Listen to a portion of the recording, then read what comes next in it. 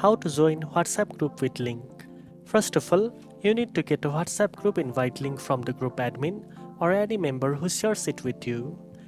Once you have the invite link, just tap on it. After tapping the link, WhatsApp will open automatically and show you the group info. Here you will see the option to join the group. Just tap on join group. After that, you will become a member of the WhatsApp group and can start chatting with others. You will be able to see the group's existing messages, participants, and start sending text, media, and reactions right away. If the group is full or the link has expired, you will see a message letting you know it's no longer available. Remember, joining a group via link means anyone with that link can join, so only join groups from trusted sources. Now you know how to join WhatsApp group with link.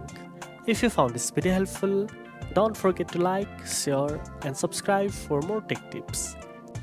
Thanks for watching, and I'll see you in the next one.